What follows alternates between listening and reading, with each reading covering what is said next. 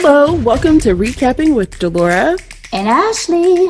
Please follow us on Instagram, Facebook, and Twitter at Recapping Podcast. Also, comment, rate, and subscribe on your favorite podcast platform. We're on all the things. We would love to hear your ratings of the movies and shows we review. Email us your audio file to recappingpodcast@gmail.com and we will play it during the show. Or DM us on Instagram and we will post and read it on air. Thank you guys so much for listening. Thank you. Ashley, how are you doing today? I'm good, girl. I'm good. How are you? I am great because we are going to be recapping Vivo. Sony Pictures Animation. Actually, Sony Pictures' first animated musical. I was really surprised to find that out. Vivo, rated PG, came out August 6th, 2021. It is a comedy, musical, kid family animation film. It's about an hour and 38 minutes. And here's a quick summary. A music-loving Pikachu embarks on the journey of a lifetime to fulfill his destiny and deliver a love song for an old friend.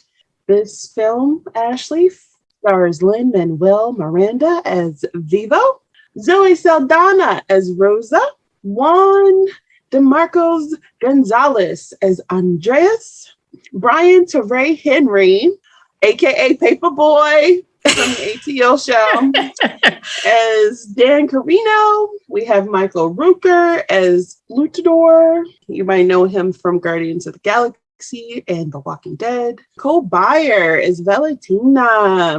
And we have Yenora Simo as Gabby. This is her first film. We have the great Gloria Esteban as Mata. All right. The director and screenwriter is Kirk D'Amico. He's also known for his work with The Croods, which is also a fun movie. Of course, Lin-Manuel Miranda for the lyrics of the songs. We have Alec Lackamore for music. We know him for his work in The Heights, Hamilton, as well as Dear Evan Hansen. This is apparently his first solo film score, and he himself is a Cuban American, and he actually grew up in all the locations in this film. We have Kiera Hughes as the other screenwriter for this film, and she also did In the Heights. So I thought it was interesting because Lin-Manuel in an interview said that she's the one that brought Gabby into the picture with the original story. So great decision. Ratings for this film. Rotten Tomatoes, critics gave this film 86% and 75% by audience score. And Google users gave this score 69%. Thought that was interesting. Ashley, what's your grade for this film? I have to say real quick, I did not know Zoe Saldana was Rosa, and I'm embarrassed by that because Zoe Saldana is my girl. And I always said if I had a sister in a film, it would be her and Journey. So my bad, sis. My grade for this is a B, and I'm giving it a B because for a kid's film, it was a little heavy with themes of death and grief, but the vibrancy of the animation and the glorious Gabby gave it the lift it needed to really entertain throughout. And of course, the music. So it gets a B for enjoyability for me. What about you? All right. Thank you, Ashley. I gave this film a B also. I'm not going to lie. I was teeter-tottering between B minus only because it's the great Lin-Manuel Miranda. And because I am such a fan and he's such a friend of the podcast, of course, Ashley. It's a little bit more of the same. Like if you know his tricks, you pick up all his tricks in this film as well.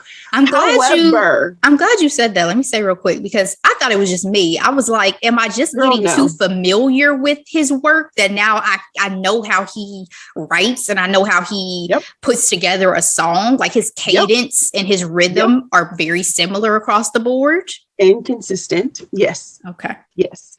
But at the same time, this film is, to your point, extremely vibrant. Like, there are moments in this movie where the animation was just simply breathtaking. Mm-hmm. Like, I just was blown away. I also successfully bawled my eyes out at certain points. Did you? I did, and I'll explain more. And then you be making me feel like I'm cold-hearted sometimes because I don't ever be crying on Just have a baby. Just have a baby. I used to take pride in the fact that I never cried at nothing. Yeah. And these commercials alone begin to assist. But the fact that this music was Cuban music, and like they had Cuban royalty in Gloria Estefan. Yes. And like, it just was so good. It was so good. And it just gets you hyped when you sing it. And this movie also was extremely accessible for the whole family, which is something that is very rare sometimes. Like, some animations can be too adult, I feel like sometimes. For sure. A la Soul. I don't know how any kid picked up yes. the themes of that film. That was heavy, yet beautiful, and we loved it. And check out that recap. Oh, but one other thing I was going to say is it's great that this is coming as Lynn's next project off after In the Heights, because there was so much diversity in the colors. That's actually one of my questions. Yep. And then the Melanin popping. Go ahead. The other part about the music that I love is the diversity of genre in this whole entire movie as well. You have traditional Cuban music as well as the hip hop, and then everything in between. So really, really, really love this. All right. So with that being said, time for our spoiler alert. We start the movie off in Cuba. We have Andres and Vivo, his pet Pikachu, a rainforest little creature. Okay. I looked them up, by the way. They are not cute to me in real life. They are not cute at all. It's terrifying. I was like, if that was on somebody's shoulder, I would run. Girl, the animators did this animal justice. Okay. Vivo and Andres lived a very modest but happy life in Cuba, and they play for music. Andres is a great musician, and we find this out because he receives a letter one day, and this letter is from the great Marta, who is the great Cuban American singer, who wants him to perform one last time with her as she retires at the Mambo Cabana in Miami. Vivo is a little bit hesitant about traveling because, in my opinion, he probably dealt with some PTSD after being trapped in a fruit crate that fell off in Cuba. You know what I mean? Yeah. But Andres is so excited, and you could tell how loved he is by his community because they raised funds for him to go. As he packed for this wonderful trip, we are blessed with this awesome song called Mambo Cabana. And this is actually one of the parts where I said was visually beautiful. And it takes him back to his youth when he used to play with Marta. And we find out that he was madly in love with her, but did not say anything and let her off to be great. Actually, what did you think about this opening of the film? I don't think Andres gets enough credit for the fact this man taught an animal how to perform music. Andres, how? Like, this little creature came out of to your point, a crate, and you somehow taught him how to be your sidekick and be out here in the streets of Havana performing for the people. So first of all, the music was in his veins. Yes. Okay? So first of all, kudos to you. Okay. Second of all, this whole Marta situation threw me for a little bit of a loop because for one, it did. Because for one, I love that she wrote a letter. I was like, hold on, this is current times, right? Y'all have no landlines? There's cell phones. I didn't know what the situation was in Cuba. I was like, hopefully at least, Andres, you got a landline in the house, right? Like it was cute though, because it added like a romance and a level of like nostalgia to their dynamic for her to still write. Like it made me start wanting to write letters again, because there is something so like sexy about getting a letter from a lover. Absolutely. I love good stationery. Like that's love language for me. Like It's old school and it's sexy, and I'm here for it. So the throw me for a loop though was this whole idea of I couldn't tell her how I felt because then she may not have pursued her dreams. Andres, you robbed both of us of a great love. I put literally in my notes, I said selfish but silly. Let her decide what she wants. And then also, Andres, what kept you in Havana? What were you doing that you could not have gone, taking you a little trip down to Miami? Yes. Like, what are we doing? Point, Ashley. Oh, well, you kind of already answered this, but have you ever had a great love that you never really expressed? Ooh, man, probably. I have not always been great about expressing my feelings in the moment when I'm feeling it. I think that growing up, I lacked a certain level of emotional maturity, which is probably not as common in women as it is in men. But I didn't like being vulnerable. I didn't like putting myself out there before in certain ways, and I think it's probably to my detriment in some of my past relationships, unfortunately. But I don't think I've ever felt like I'm in love with somebody and never showed it. That is beyond me, because again, selfless of him to be so it's thinking of her first, but at the same time, carpe diem. Andres, seize the day, baby. Seize the day. You let this beautiful, talented woman get on this plane and you ain't say nothing? She was looking long in her eyes at him to say something, and he said nothing. I'm telling Absolutely you. Nothing. And it would be different if I felt like there was something that kept him in Cuba. But from what we've seen, there was nothing. He never even got married and had children. Exactly. That's an excellent point, Ashley. For me, I don't think I dealt with that. If anything, I had like a crush that I was like terrified to say anything to. You know what I mean? And it's like, except Valentine's Day, when we used to get the box of Valentine's cards and give it to everybody in class, my crush always got the special little different card. Like I may not have said nothing. But you gonna get that special little card though. But like my way of liking people is like, if I said nothing to you, that meant I really, really liked you. Like, you was on some Beyonce stuff. Oh yeah. I would talk to your entire family before I would talk to you. That's how I'm like, because I just was, I don't know. I pray Amara doesn't have to go through that at all. Well, Amara seems like she's going to put herself out there. I can tell that as a 3-year-old. Okay.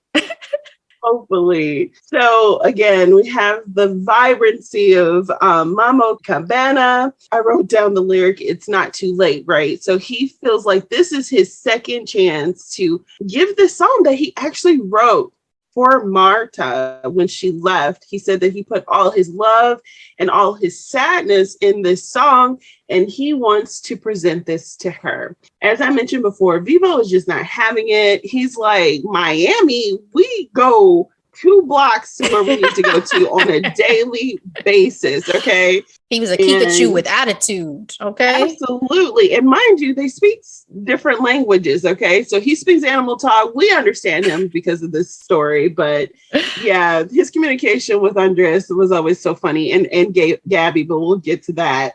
Unfortunately, by next morning, once Vivo got over himself, the great Andres had passed away with the song in his hands. Ashley, actually, the one thing about Lin-Manuel, as I mentioned previously, a lot of his music feels a little bit more of the same. like I feel like I heard that before, or that phrasing before. But the one thing that is consistent is the fact that he can evoke emotion, whether it is like excitement in the song later, Beat to My Own Drum, or this one right here, One More Song, he sings.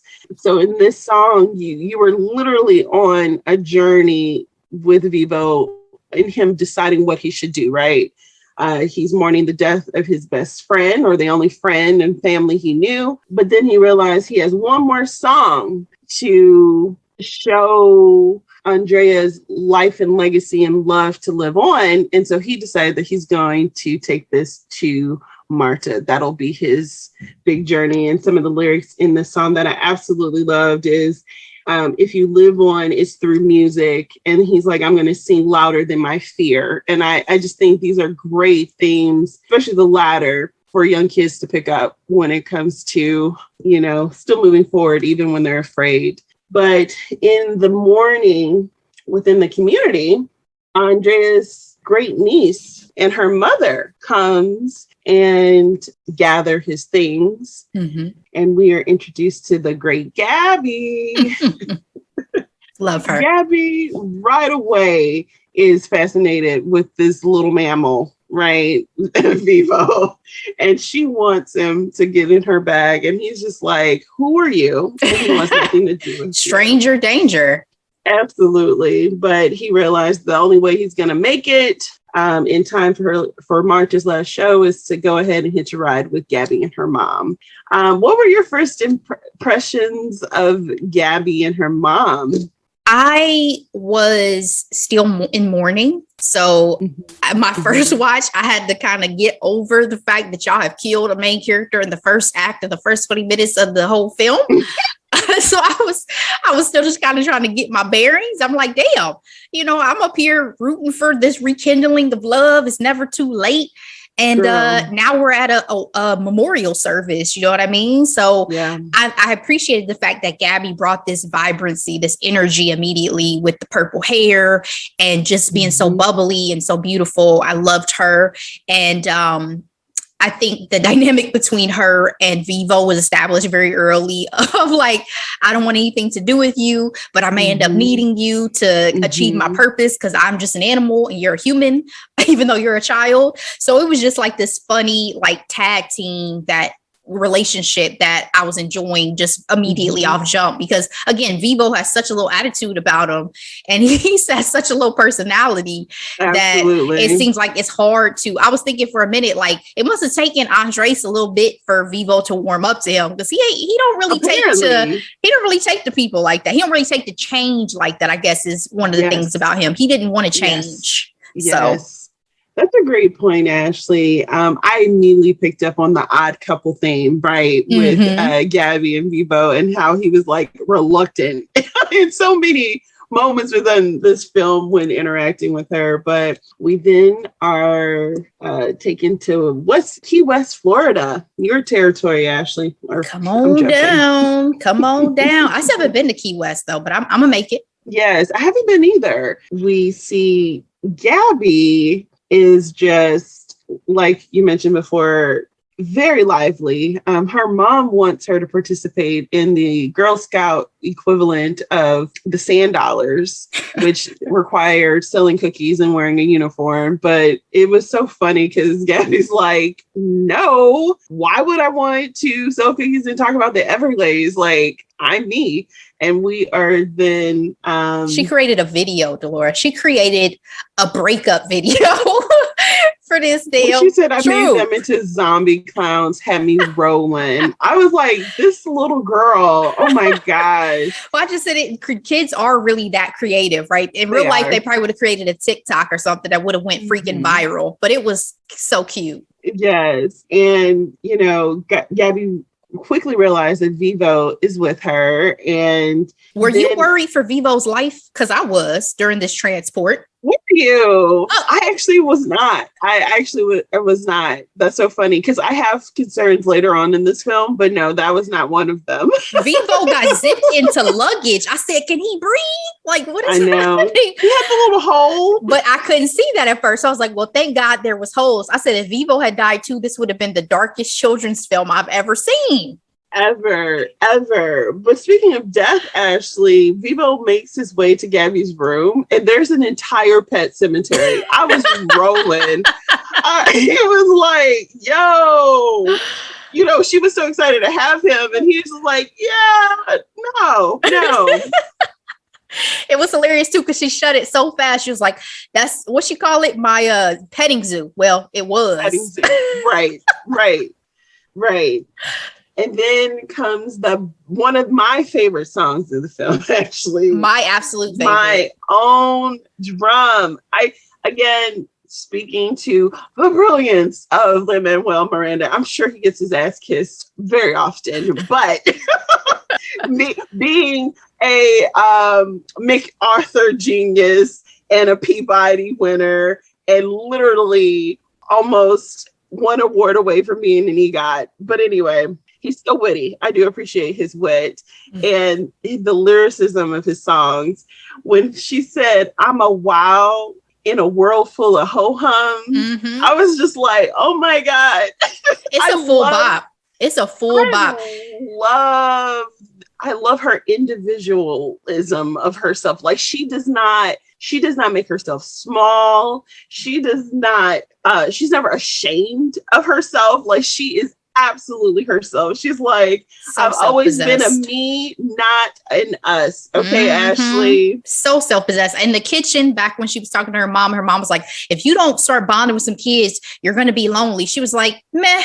I mean, like, I live for Gabby. Gabby is a whole mood. Like, I love this kid so much. If she was my daughter, I would just sit back and be like, this kid's gonna take over the freaking world. Like, I can't take it. Exactly, Ashley. She is everything. But that was a full bop. I need I need an artist to like redo that and put it out as a single because I'm gonna play that in my car. The great Missy Elliott is on. Have you heard that? It was at the very end. I did not hear it. I'm needed when released. I say it's gonna play in my car. It's out. It's out. I'll share it to you. But when I saw that it was Missy, I was like, if this is not the perfect person to be on this freaking song, and I need the video. She's the only child. She's the only child too. So we all know how wonderful and artistic the great Missy Elliott is. So absolutely. like, I need the video with the visuals and the dance numbers. That's what I need. That's what I need in my life. Like, I'm having fun. I made a bun. It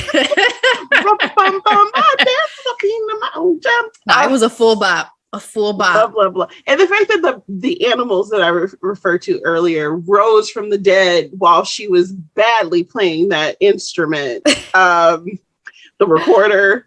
And she just has so much confidence in everything she did, even when she was wrong. So, and the world better not beat it out of her, because in real life, that ish happens. Do your thing, Gabby. Live your best life, sis. Yes. So I want to take a moment really quick to talk about Vevo. As you mentioned earlier, he is also self-possessed and very prideful in his abilities, in his musical abilities in particular. But the thing that I love the most about him is like his wisecracking towards Gabby, because I honestly related to it as they go on this journey, because at this point, Gabby realized that Vevo's plan is to take this one song to Marta, because Andreas never had the opportunity to say, I love you. And we are on this grand adventure, right, to go to Miami. In this process, she buys tickets to ride the bus, but she has to pass by the Sundollars. And those girls are ruthless. Becky was a psycho. I said she's going to be the nightmare of moms at the PTA. Mark my words. In my notes, Ashley. In my notes, I'm like, Becky's giving me Major Karen vibes. Like, flat out. Asking for Vevo's papers. Like, I didn't appreciate any of that. Oh, that's such a good point. Oh, yes. She's a problem. She's problematic. Now, I don't want to give too much away because you're going to get into it, but she was definitely a problematic character. Absolutely. And in their dealings to get away from the sand dollars, they miss their bus. And again, the confidence of Gabby trying to hop a freaking bridge, they miss and they land on the water, right? They land on sand. They land on sand. Pile of freaking sand. But you know what? Yeah. Gabby has a temperament of somebody who's going to live a long life, because she does not stress over shit. Actually, I'm so glad that you say that because, Vivo is losing it, right? He's already outside his comfort zone. And one of my favorite lines that he says is, he's like, proper planning prevent poor performances. Like the 5 Ps. The 5 Ps. I'm not going to lie. So as you mentioned, they land on the sand that's on the boat, that's on the water, as I was trying to allude to. And the initial raft, breaks because she decides to put her bike in it. And then she creates this whole new boat. She tries to jump on the boat that she created and lands in the water. And I, being the grown woman watching this show, was terrified. Like, oh my goodness, you're putting this rickety boat in the water and you're jumping into the ocean without any life jacket. And the fact that Gabby is laughing really actually made me take a look at myself, Ashley. Like, look at this little girl. She doesn't understand. She's not taught the danger of this adventure at all. What did you think about that? I wasn't worried for her so much as I love this moment because for once you saw Vevo show some love to Gabby. Like he started laughing. He was like, maybe this girl is okay. Like he didn't think her little raft was going to float. It floated. So she's a problem solver. Like she does not stress. She's like, I got plan A, B, C, D, E, and F. Yep. So again, I live for Gabby. I think she's so in her element, being this, I don't want to say like daredevil, but definitely her mother doesn't know she's missing. She's a trailblazer. She left the house with an animal, and we don't even know how old Gabby is. So we don't. I'm assuming like a 7-8 type of age. I wasn't worried for her in the context of this film at this moment, but I will say that I wish, to your point, I had a little bit more of Gabby's courage now, because you do lose that when you become an adult. You do start to think about and become fearful of so many things that it stops you from kind of living your best life in certain ways. Now, mind you, there's a reason, because we don't want to die and we're more prone to death as we get older and have some accidents and break some things. Very much aware of it. Yes. Exactly. But I loved it. I thought it was such a cute scene, and I wanted Gabby to succeed because it seems like she always had a backup to every endeavor. As you mentioned, Vivo is warming up to Gabby, and we get more of that in the song Keep the Beat. Again, one thing that I love about Cuban and the Latin American sound when it comes to music is their use of percussion, which is, very indicative to our ancestors as well. We love a good beat. And a lot of music is derived from African roots. Right.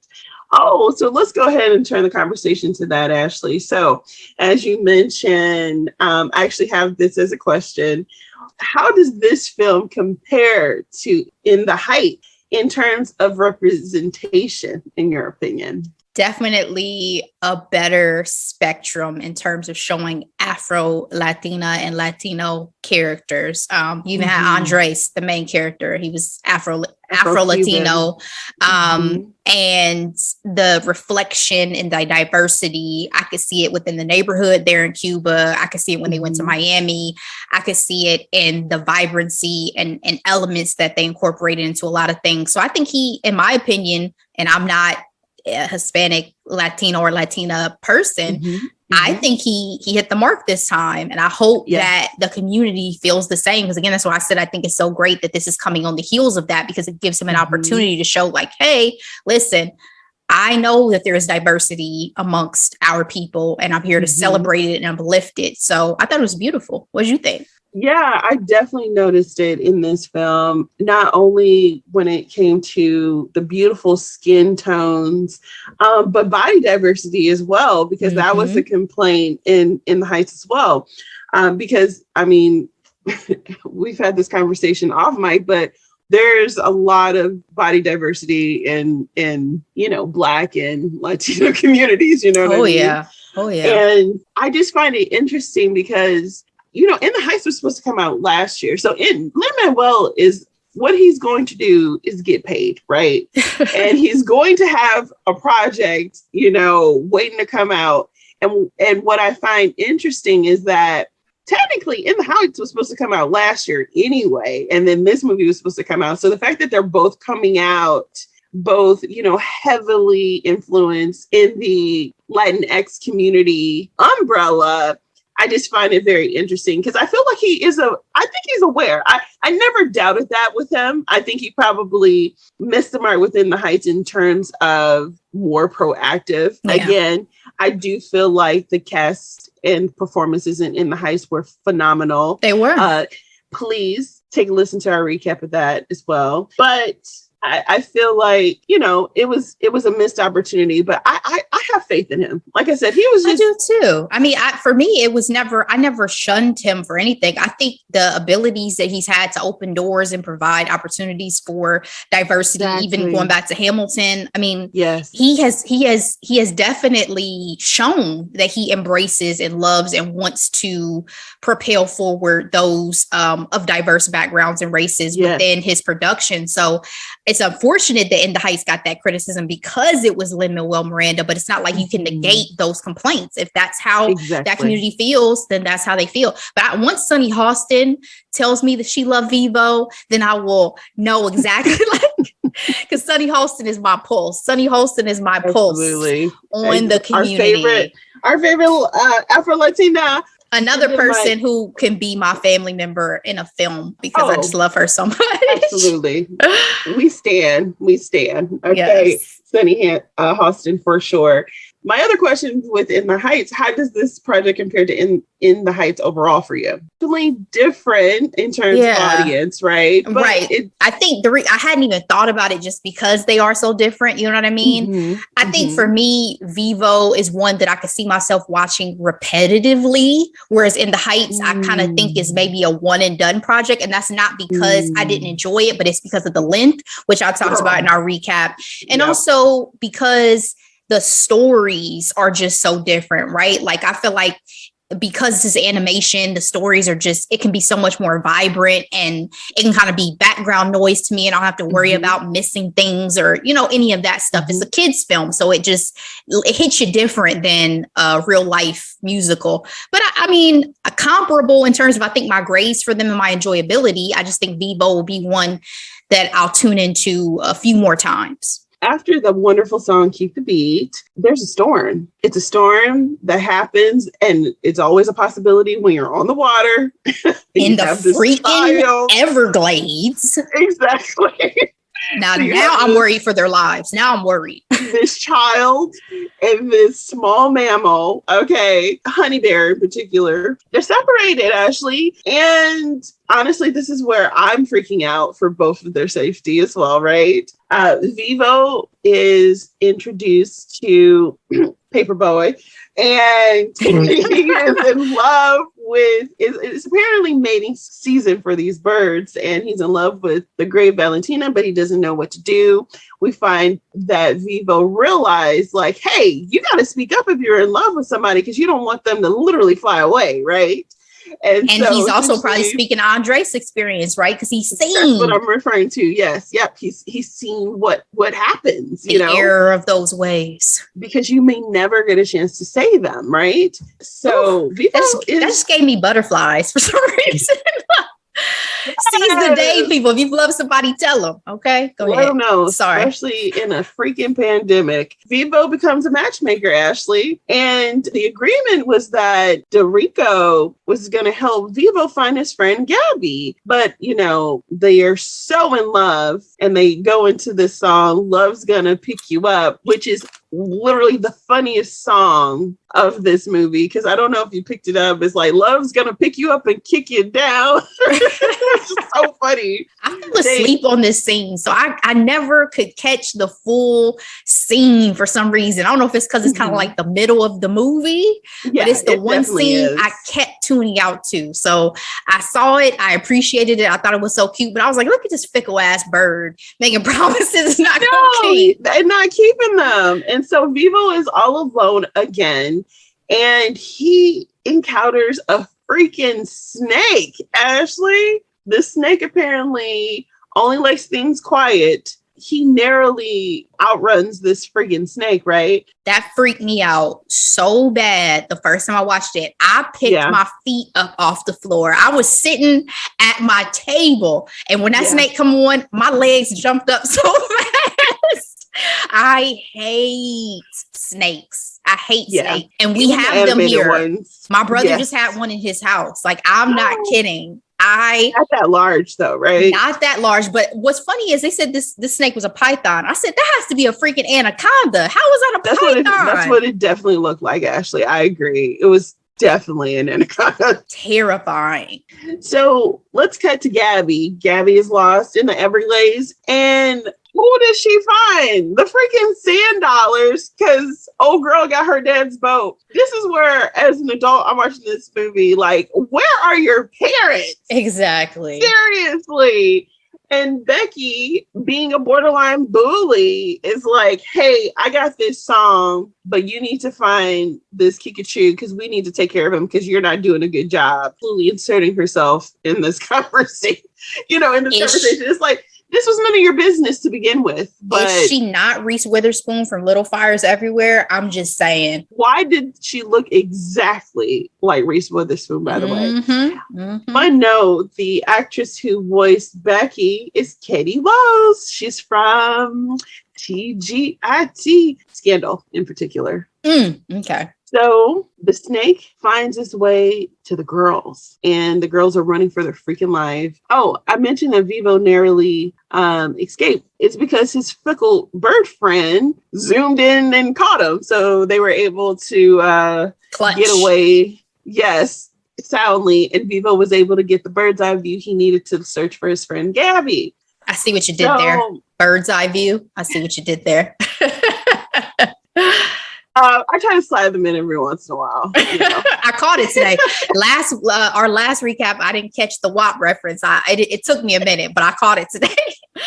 Vevo hears his friend in danger, and they're able to swoop in. Amazing song, tough crowd. It's an iteration of one of the previous songs in the movie. And he was able to get the snake in a knot, and everybody was able to go free. So essentially, Vevo escapes an apex predator.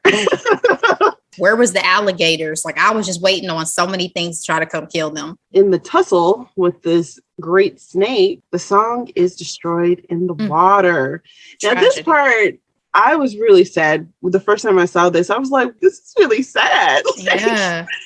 Like, she wouldn't be able to see Andrea's original writings. You know what I mean? I was that sentimental about it. You know what I mean? Exactly. Especially now that he's gone. And in the movie previously, they made reference to the fact that Vevo knew the melody and that Gabby read the lyrics because all hope is not gone. They realized that they could put what they put to memory together. And so Gabby and Vevo rewrite this wonderful song for Marta, and they make their way to Miami. This Running Out of Time song was very cute. It was like, M-I-A-M-I, running out of time. I was like, I see what they're doing here. Oh my gosh. You know what I mean? They were too much for me. How did y'all make it through this? How did y'all find y'all way to Miami? Like, without any navigation? Like, it was just... I mean, they had their cell phones, mind you. They're in the middle of a freaking swamp. So, like, who knows if that's These are some real. Resourceful children. If you were their parents, Ashley... How would you feel if you knew your child made it through something like that? I mean, I would have been terrified for them, right? Like, I went missing once, Delora, and my mom still talks about it to this day. Are you serious, Ashley? Yes. No, nothing of the sort. What?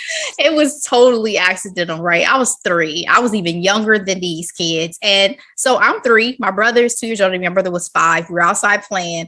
Somehow, even though I'm the baby, I tell my brother, hey, we should go for a walk around the neighborhood. And my brother, I guess, agreed and said, okay. So this little 3 and 5-year-old took a walk around the block, around the full little neighborhood. Probably took us a good 20 to 30 minutes. All I remember seeing is my mom running down the sidewalk desperately looking for us. And as a kid, you're just like, oh, mom, no big deal. We're fine. We're fine. It's all good. My mom said that was the most terrifying moment that she had, because can you imagine your kids, you look outside and your kids are suddenly vanished.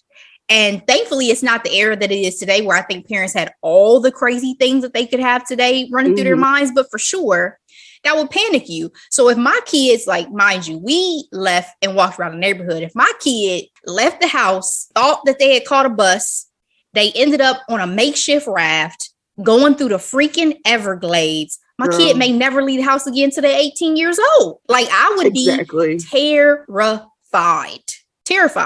terrified. I'm an adult. You're a child. You're fearless. But I know you can be so easily killed out here, or worse. I mean, because death is not always the worst thing that can happen to you. You know what I mean? A lot of crazy, that is true, crazy shit going down in this world, children. Stay safe. Stay out these streets. That's all I got. Thank you, Ashley.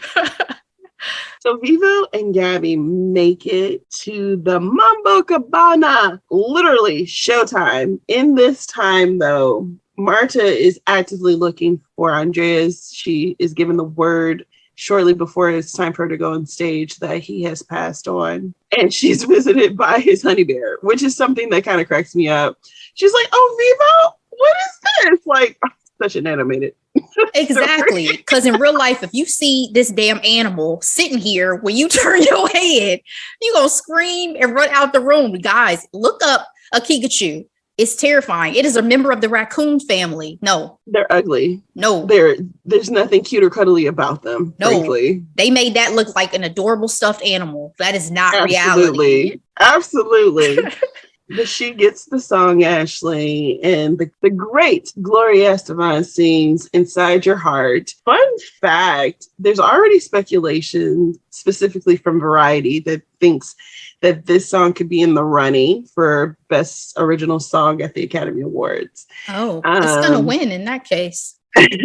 This is the part where I was bawling my little eyes out. So when she's singing this song and you see Vevo, Gabby, and Rosa all there and excited that the song made it in time, and he has the vision of Andreas and young Marta dancing with each other, it took me out. And even before that, so before Rosa and Gabby and Vevo made it to the actual stadium, we find out that Gabby was very bent on delivering this song because she understood how important it is to let your loved one know that you love them. One thing that I didn't mention yet in this recap is the fact that Gabby's father had passed away, and it is safe to assume that he died suddenly because she did not get a chance to tell him that she loved him. In that scene, that kind of got to me too. And Rosa was able to comfort Gabby that her father did indeed know how much she loved her. What did you think about Gabby's revelation? I had picked up on it a little bit earlier in the film when Vevo was talking to her about wanting to go take the song, and she glanced over at the photo of her father.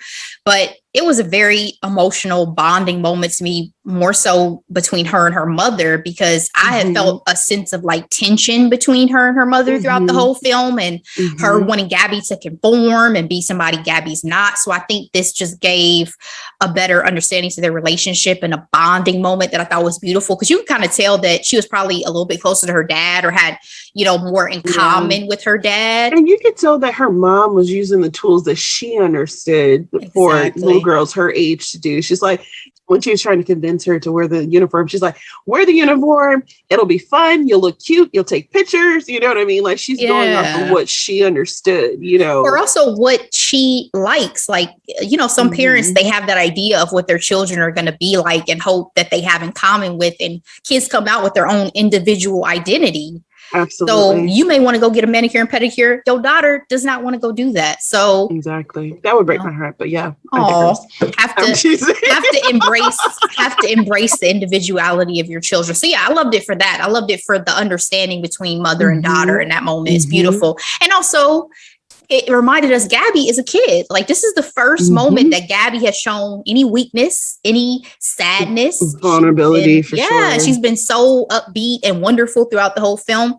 She's just a kid. She's a beautiful. Do you feel like that was a coping mechanism, like a shield for her into the world? It could have been to a certain extent. I'm sure she was always like that.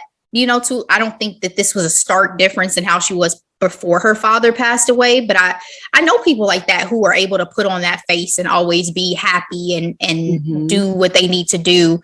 And obviously they're still human though, even with loss and with grief, they're still human. They have their moments. So good for Gabby, man. I learned a lot from that kid. Absolutely. I did too. I'm glad that you say that because again, to some of the points I was making earlier, I love that she was unapologetic about who she was. I just loved every moment of it, even when she's dead wrong. I think that's where I used to deal with is just wanting to do things the right way, right? Yeah. But it's like, what is actually the right way in some cases? You know what I mean? That is an excellent point. I saw a headline today, and I feel like I've been talking about Kanye way too much because I don't like that dude like that. But Kim Kardashian basically said one thing she really took from her relationship with Kanye is that idea of not being a people pleaser, because Kanye doesn't care what anybody thinks about him whatsoever. And that has helped her so much. And I think Gabby is much the same, right? It's like, I'm not seeking societal approval. I'm not even seeking your approval, right? Or validation. Yeah. Like, I know who I am and I'm going to live in that truth and embrace that. And I'm glad that it's something some people get to take into adulthood. Not everybody takes that into adulthood because the world can beat you down. But keep really going, Gabby. Keep that spirit. Keep going. We're rooting for you, sis. So we have the grand finale. Y'all couldn't see me, but I put my fist up anyway. We have the grand finale again. To one of the things that I personally love about Lin-Manuel is his use of song through. That's a term that describes like certain songs or phrases being reused throughout the entire musical. All the favorite parts of the musical all ending in one beautiful bow. One of the things I also love about the Lola part is Lin-Manuel loves classical Broadway musicals. And one of his favorites is Fiddler on the Roof, one of my hidden gems from one of our original episodes. And he loves the "If I Were a Rich Man," la la la la la la la la la. The repetition of it. Yeah, it's a play on the la la la la la la la la la. I'm saying it all wrong. Granted, I've been singing these songs nonstop since I've watched it like last week. But anyway, the music was so much fun, so much excitement. I just have a couple of closing questions for you, Ashley. Okay. First, are you a Vevo or a Gap? Ooh, what a question. I am probably a Vevo in the fact that, like, I can definitely have a little bit of an attitude when I don't want to do things and people try to force me to do things. But I'll say in terms of Gabby, I think I retain some of my sense of strongly knowing who I am that Gabby has. And I would say probably even Vevo has, right? But I'm not as fearful of change as Vevo is. I'll say that for sure. So maybe I'm a little bit of a mixture of the two, but I'll probably lean a little bit more Vevo in my adulthood than Gabby. What about you? I agree. I think I'm a Vevo too. I agree with you also on the fact that I am more adaptive to change than he is. But I greatly appreciated the comments he had about her, like when she, again, completely dead wrong. Like, let me teach you how to play drums. And he was like, no, that's not how you play it. And so he shows her in his finesse, right? And she's like, oh my goodness, I'm a great teacher. It's like, sis, what? No, you're not. You are not. And I also want to note that I feel like Lin-Manuel was meant to play the voice of an animated small mammal. I absolutely believe like it was like the perfect fit. I would agree. Agreed. All right, Ashley. And then my final question is has a lot to do with Lin-Manuel's canon at this point. Do you have a preference between any of his projects? Probably Hamilton. I mean, I cannot deny that Hamilton was truly, truly a masterpiece when I had the opportunity to see it on stage. I mean, I think that what he was able to do and the success that it had was not a fluke. I think it was well done, well acted. The musicality was incredible. And I'm a grown adult. So again, I love kids' films, but I want to be able to understand and have deep resonance with adult themes. And so, I mean, Hamilton gave you a lot of that between relationships with siblings, between love, between politics, between success and failure, between betrayal. You know, there was a lot going on in Hamilton. So I cannot deny it. And I can only guess what your favorite is, but go ahead and tell us. What's your guess, Ashley? I'd love to know your guess. If we thought that it was anything other than Hamilton, the film and musical that you talk about, maybe at least every other episode. Reference in every conversation. I feel like maybe we'd be correct, but you let me and our listeners know what it is.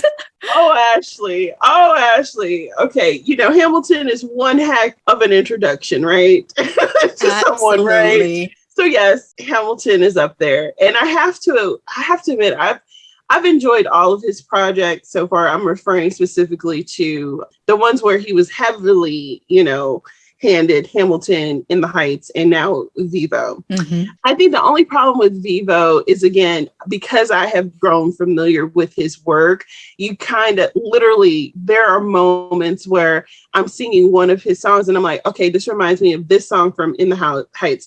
Okay, I'm singing another song. This song reminds me of this song from Hamilton. So that's the only thing that I wish I didn't know. You know what I mean? But you also, you love these soundtracks, right? I mean, you listen to them the way people listen to their favorite albums and stuff. Absolutely. So you're intimately familiar with the music. So you're ready for him to reinvent himself. You're like, okay, I've listened to just switch it up just a little bit. Top 3 or 4 albums now. I'm ready for a little switch up. Yeah. And he's in The Little Mermaid. I did not know that. Yes, ma'am. All right. So that's part of the reason why I brought that up a little bit earlier too. I do have my final thought, which was, as much as Vevo fought against coming to Florida and wanted to be in Florida, Delora, I don't know what he would have done with himself if he had stayed in Cuba.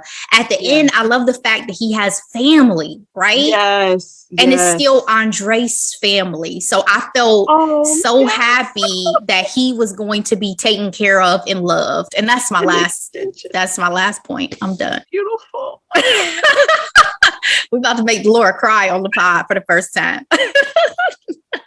So if there's nothing else, thank you so much, Ashley. Of course. Now it's time for the hidden gems. Absolutely. I have 2 as usual. My first one, Glow Up on Netflix. I have binged the crap out of this series, Delora. There are 3 seasons and I'm at the end of season 3. I love it so much. There's a new host in the 3rd season, the beautiful Maya Jama. But this is a British show. I love the 2 judges that they have who are longtime, well-known makeup artists in the industry.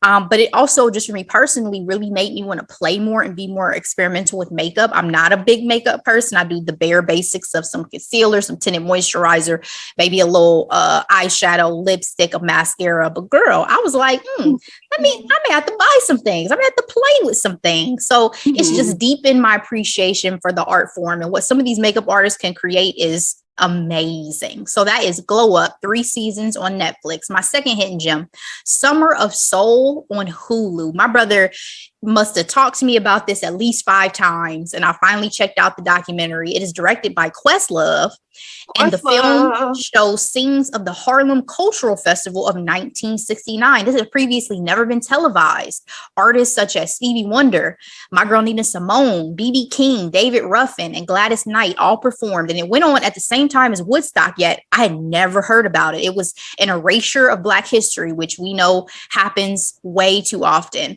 My highlight, though, they were archived for 50 50 years. Girl, sitting in somebody's basement. My cultural highlight from it, though, was the rendition of Oh Happy Day that the Eddie Hawkins singers did, because obviously being a Sister Act 2 fan, I was like, hold on. This was the inspiration for Oh Happy Day. Like, I never even knew that song was, their performance of that was an international hit in 1969. And I never even knew that. So I always appreciate these types of nuggets of information. I love the cultural gems I get from this. I love feeling enriched amongst my people. And I love the documentary. So Summer of Soul, guys, on Hulu, check it out. And those are my 2 hidden gems, Delora. What about you? Thank you, Ashley. Fun fact, that's actually one of Amara's favorite songs. The Hawkins. Oh Happy Day? Oh Happy Day, yes. Look, see, Amara's about to be putting me on to some things. I already know. All right, Ashley, I have 2 hidden gems this week as well. The first, if you aren't sick of Lin-Manuel Miranda and you want even more, he had a documentary come out in 2020 called We Are Freestyle Love Supreme. It is a documentary full of interviews and archival footage that tells the story of the hip hop improv group Freestyle Love Supreme. I'm not going to lie, in the beginning of this documentary, it was painfully embarrassing looking at a group of young men trying to rap. like obviously nowhere near the culture, but they are inspired by it. So they are theater geeks who love hip hop. So they are trying to create their own rhymes and things. And it's a little painful, but more talented members join the group, and it makes the documentary even more interesting. Even Lin-Manuel, as much as, you know, I love him and his writing style, seeing him in some of his impromptu reps as a 25-year-old New Yorker was kind of painful. A little cringy. A little cringy, but I learned so much. And I just love the fact that a group of friends started something because of their love of, you know, improv and hip hop. And these are some major hitters in today's industry, specifically in New York. Thomas Kail, he's the director of Hamilton and In the Heights. And he started a production company that produced these musicals. And now they're like award-winning, wealthy men. Like, you know what I mean? Like, you got to start from somewhere, Delora. Sounds like us. That's all I'll say. Yes.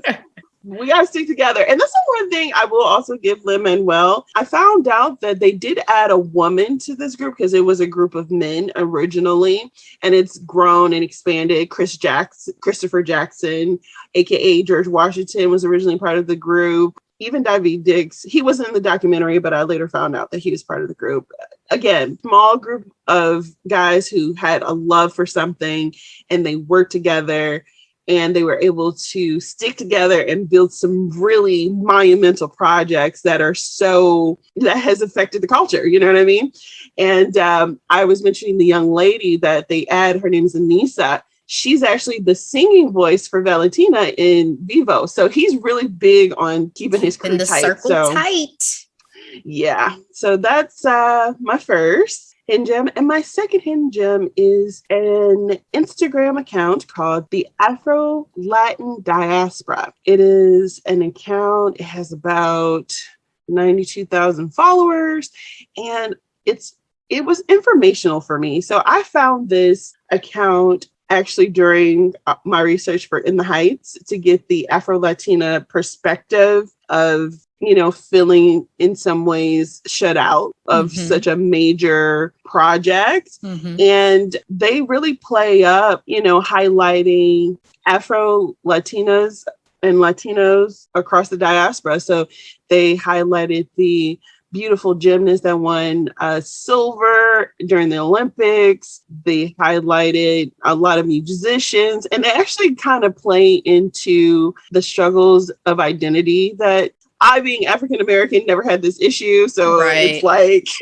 it's very eye-opening. And I think it's worth checking out, especially see what a group of people who feel like they don't have a lot of visibility within their culture, what they have to say. So you should definitely check it out. Those are my hidden gems, Ashley. Awesome. Thank you so much for the knowledge drop, girl. Of course. Thank you.